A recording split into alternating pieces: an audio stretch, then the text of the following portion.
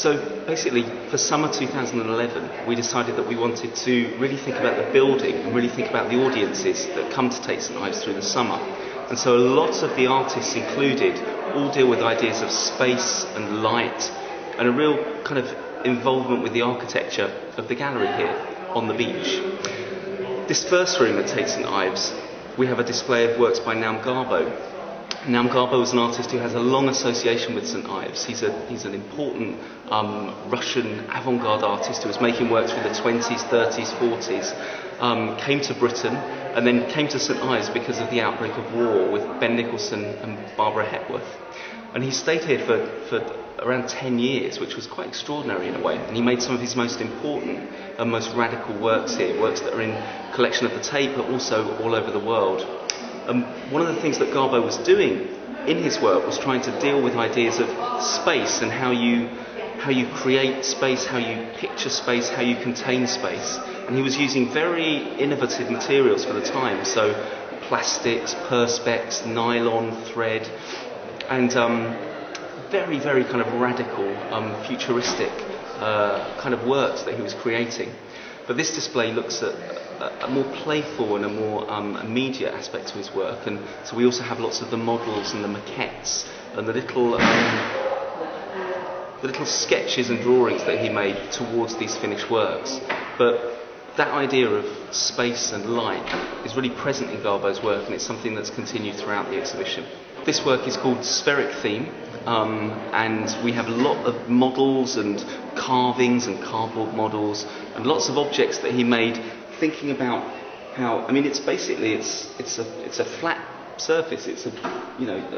But because of the way Garbo's bent and formed this shape, he produces these incredible spaces. But this sculpture works absolutely through space, through the way that it describes space, through very simple and very elegant lines.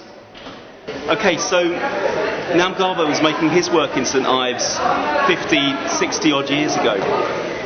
Martin Creed, who's a British artist who won the Turner Prize in 2001, I guess most famously for a work that was in that show called The Lights Going On and Off, where it was just a room, an empty gallery space where the lights went on for a few seconds and then off for a few seconds. We wanted to make a work with Martin Creed here, which he's made a number of times before over the last 10 years, but which again was really addressing those ideas of space and light. This work's called Half the Air in a Given Space, and basically it does exactly what the title says. Martin Creed takes whatever space he's invited to make this work in, and he works out the volume of that space, and then he divides it in two, and he fills the space exactly half full of balloons. And it's been made in lots of different colours, so there have been blue versions and pink versions and multicoloured versions and silver versions, but we thought to do it with white balloons here at St Ives would be really beautiful, partly because of the architecture of these spaces, where I think you get this very amazing quality of the light kind of bouncing around and reflecting, but also because of the relationship to the view through this amazing window and the beach and the sea and the surf beyond.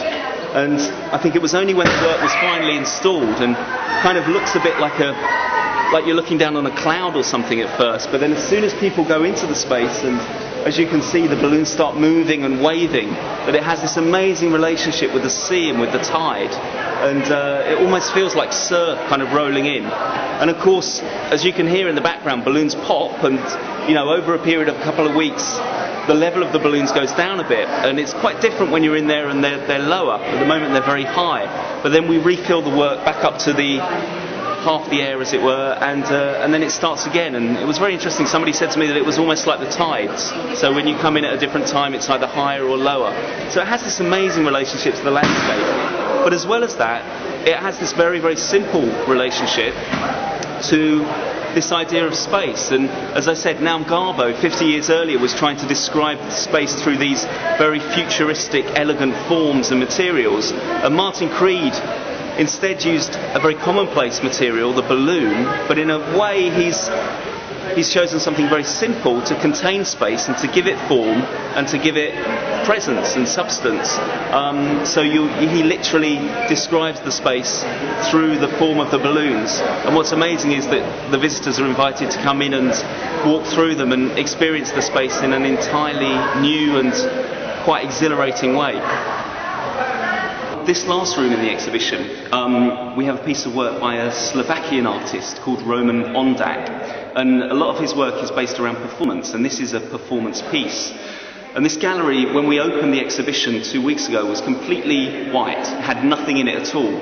But every visitor who comes to the exhibition is asked whether they would be measured. So they stand against the wall, and our gallery assistants measure them, make a small mark on the wall, and write their name and the date alongside that mark. So over the course of the exhibition, the work grows through the participation of the visitors.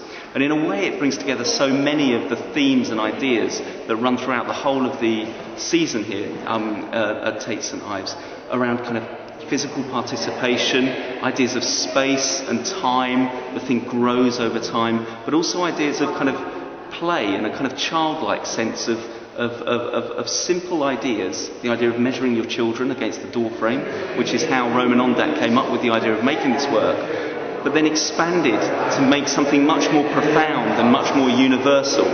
The work is called Measuring the Universe, and all of these little marks and names and dates feel to me like a kind of constellation, and it produces this kind of universe of people.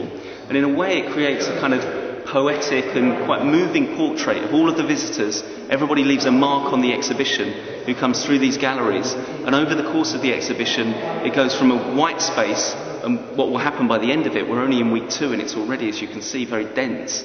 By the end of it there'll be this kind of thick black line, so it goes from white to black, and again creates this kind of space through these constellations of lives and individuals and people. So it's a really beautiful way to end the exhibition, I think.